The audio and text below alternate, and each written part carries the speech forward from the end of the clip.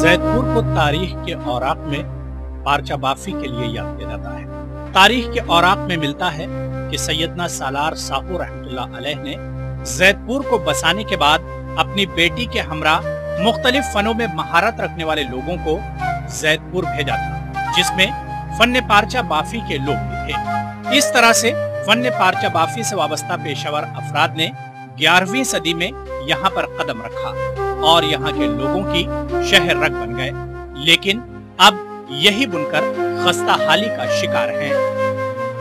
तकरीबन 1000 साल पुराना है। इसको सैयद ज़ैद अलैहिर्रहमान ने आबाद किया है और हमारा कस्बा 2 तरीक़ों से जाना जाता है। एक बुजुर्गाना दीन के रास्ते से, दूसरे बुनकरों के रास्ते से। और बुनकर एक बहुत बड़ी तादाद में यहाँ पर हैं, लेकिन बड़ी बुरी हालत है बुनकरों की। देखिए, ऐसा है कि इसमें मान लीजिए कि घर में अगर परिवार में 5 लोग हैं, ठीक है, तो 5 लोग सुबह से शाम तक जब काम करते हैं तो 100 रुपये का काम नहीं हो पाता है। तो अब 100 रुपये का काम जब नहीं हो पाता है तो अब बताइए हम इसमें खाएंगे क्या, क्या करेंगे। जैतपुर जिला बाराबंकी का अहम हिस्सा है। कस्बा जैतपुर में बुनकर समाज की आबादी 60% के करीब है, लेकिन ये 60% आबादी न सिर्फ गुर्बत बल्कि हुकूमत की अदम तवज्जोही का भी शिकार है। बुनकर दिन भर की सख्त मेहनत के बाद बमुश्किल 2 वक्त की रोटी का इंतजाम कर पाते हैं।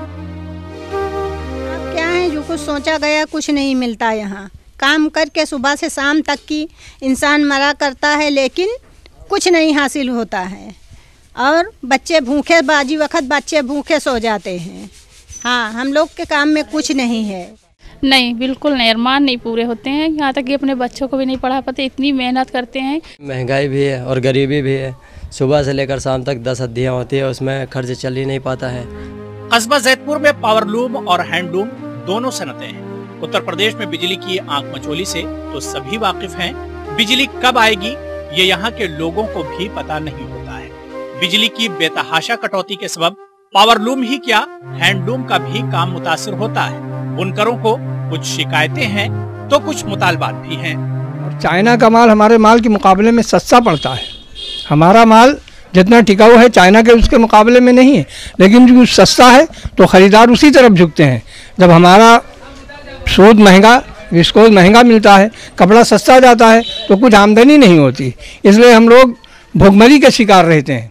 हमारा जो पेशा है, तो जिस तरह मोदी सरकार ने सिल्क और वूलन पे सब्सिडी दी है, अगर उस पर ये स्टेबल धागा जो हम लोग इस्तेमाल करते हैं, अगर इस पर भी वही सब्सिडी हमको मिल जाए तो बुनकर हमारे खुशहाल हो जाएंगे और हम पूरी उम्मीद करते हैं कि गवर्नमेंट हमारी तरफ ध्यान देगी।